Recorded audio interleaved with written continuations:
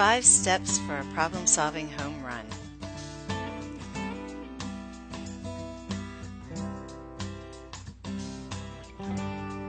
Meet Mr. Joe, a 7th grade teacher and team leader. His team of 7th grade teachers were all frustrated with the numbers of students who have started the year unorganized.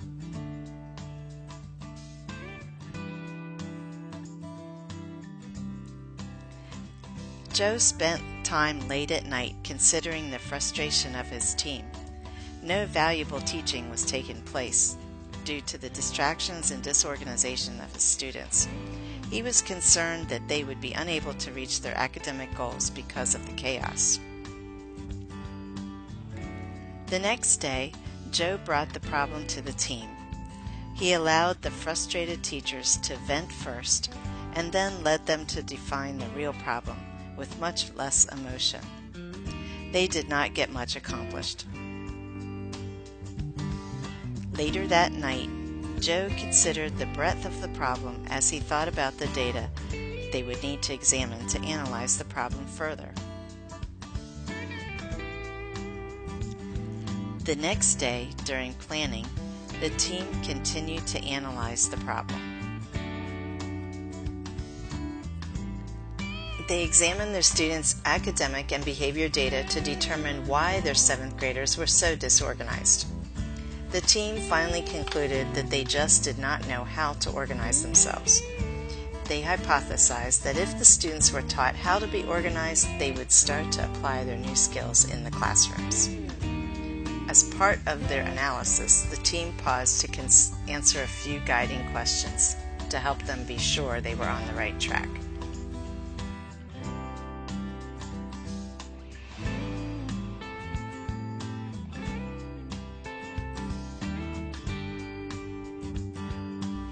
Next, they considered the breadth of the problem.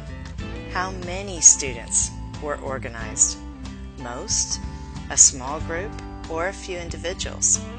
Joe's team used their professional observations to answer this question unanimously. Student data confirmed their observations. Now that the team knew who needed intervention and had a viable hypothesis, Joe could easily create an intervention for his team to implement with all students. With his thoughts on the intervention goal, Joe created a plan that included specific strategies and skills the teachers would need to teach their students, a motivational component for student and teacher buy-in, and how often and for how long they would teach and practice the new strategies. And finally, who would choose the strategies. Before emailing it out to his team, Joe carefully reviewed the plan to be sure he had noted all of the pieces and parts and had considered the feasibility of the intervention.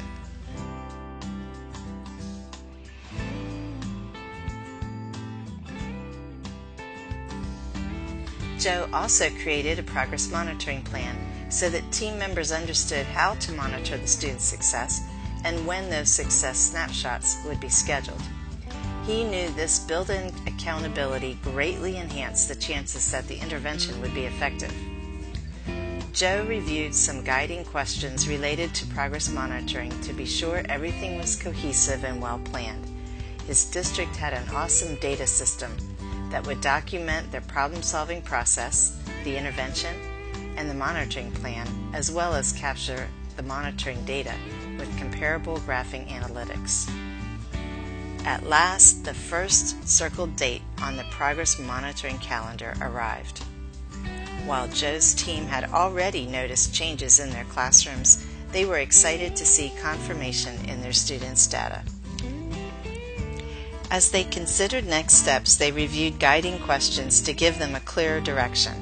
As a team, they decided all of their students could use continued instruction and support through prompting as needed in regard to applying organizational skills. Over time, the result of their carefully planned intervention yielded organized students, a home run. Effective intervention starts with solid problem solving.